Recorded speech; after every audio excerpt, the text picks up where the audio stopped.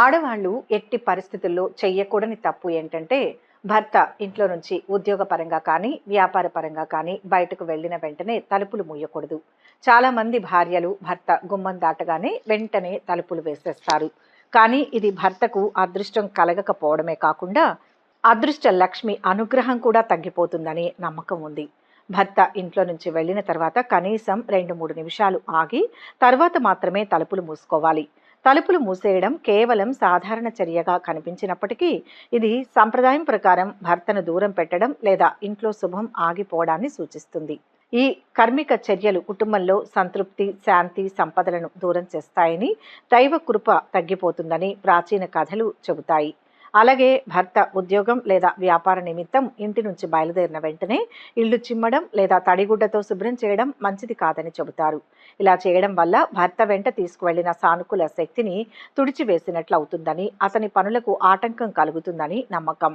అందుకే భర్త ఇంటి నుంచి బయలుదేరిన తర్వాత కొంత సమయం ఆగి తర్వాతే ఇంటిని శుభ్రం చేసుకోవాలని చెబుతారు. అదేవిధంగా సూర్యాస్తమయం తర్వాత జుట్టు, గోర్లు కత్తిరించడం కూడా మంచిది కాదని చెబుతారు. ఇలా చేయడం వల్ల జీవితంలో అనేక సమస్యలు ఎదురవుతాయని, ముఖ్యంగా ఆర్థిక ఇబ్బందులు తలెత్తుతాయని నమ్ముతారు. ఈ నమ్మకం వెనుక ఉన్న ప్రధాన కారణం సూర్యాస్తమయం తర్వాత లక్ష్మీదేవి ఇంటికి వస్తుందని, ఆ సమయంలో జుట్టు, గోర్లు కత్తిరించడం వల్ల ఆమెకు కోపం వస్తుందని, ఇంట్లోకి ధనం రాకుండా ఆగిపోతుందని కూడా నమ్ముతారు.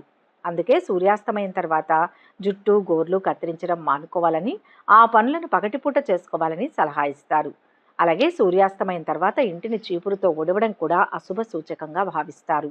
ఇలా చేస్తే లక్ష్మీదేవికి కోపం వస్తుందని, ఇంట్లోకి ధనం రాకుండా ఆగిపోతుందని, లేనిపోని ఆర్థిక సమస్యలు వస్తాయని నమ్ముతారు. అలాగే బట్టలు ఉతికి ఆరిన తర్వాత వాటిని మడత పెట్టేటప్పుడు కూడా కొన్ని జాగ్రత్తలు తీసుకోవాలని చెబుతారు. కొన్నిసార్లు స్త్రీలు తెలియక లేదా అలవాటుగా బట్టలను తలకిందులుగా మడత పెడుతుంటారు. కానీ ఇలా చేయడం మంచిది కాదని, లక్ష్మీదేవి అనుగ్రహం తగ్గిపోతుందని నమ్మకం.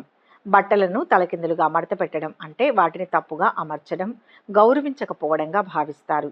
ఇది లక్ష్మీదేవికి కోపం తెప్పిస్తుందని, ఇంట్లోకి ధనం రాకుండా ఆటంకం కలిగిస్తుందని నమ్ముతారు.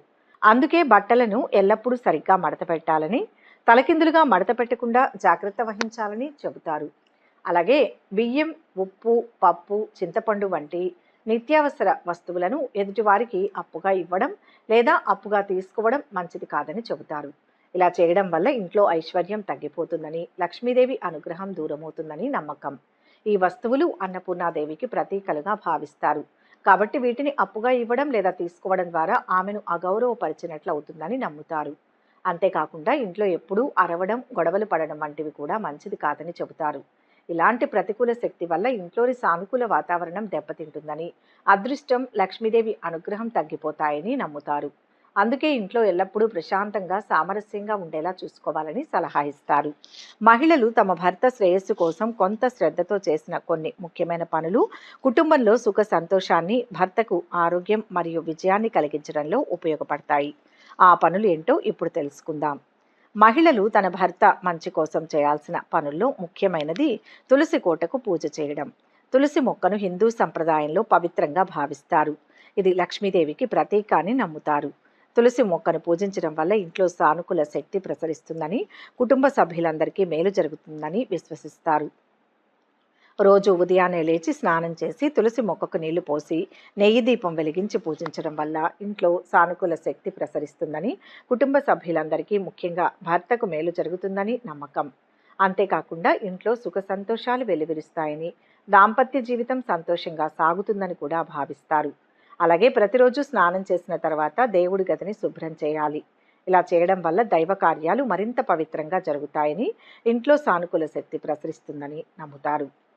దేవుడి గదిని శుభ్రం చేసిన తర్వాత ఒక రాగి పాత్రలో నీళ్లు పోసి ఆ నీటిని ఇంట్లో చల్లుకోవాలి. రాగి పాత్రలో నీటిని ఉంచడం వల్ల నీటిలోని సూక్ష్మజీవులు నశిస్తాయని, ఇంట్లోని ప్రతికూల శక్తుల ప్రభావం తగ్గుతుందని విశ్వసిస్తారు. అంతేకాకుండా భార్య భర్త కోసం వ్రతాలు చేయడం కూడా చాలా మంచిదని చెబుతారు.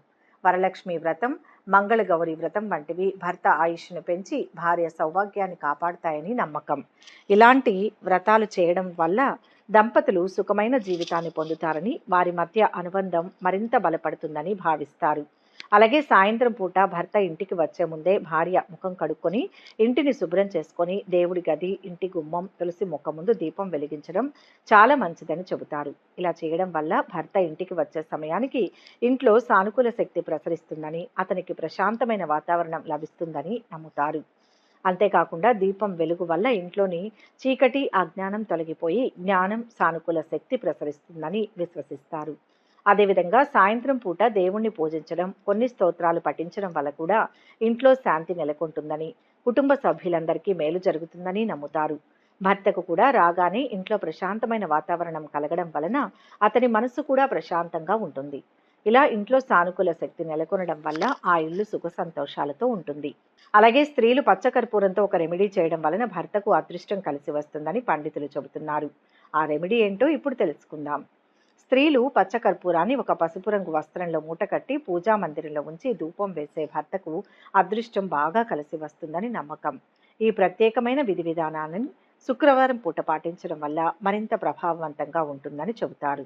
పచ్చకర్పూరం ఔషధ గుణాలతో పాటు సానుకూల శక్తిని ఆకర్షించే లక్షణం కలిగి ఉందని, అందువల్ల దీనిని పూజలో ఉపయోగించడం వల్ల ఇంటికి శుభం కలుగుతుందని, భర్తకు అదృష్టం కలిసి వస్తుందని చెబుతారు. అంతేకాకుండా సాధ్యమైనంత వరకు ఆడవాళ్లు ఎరుపు రంగులో కానీ ఆకుపచ్చ రంగులో కానీ ఉన్నటువంటి మట్టి గాజులు ధరించడం మంచిదని సూచిస్తున్నారు. ఎరుపు రంగు శక్తికి, ఆకుపచ్చ రంగు సమృద్ధికి ప్రతీకలుగా భావిస్తారు. ఈ రంగుల గాజులు ధరించడం వల్ల స్త్రీలకు, వారి కుటుంబాలకు శుభం కలుగుతుందని నమ్ముతారు.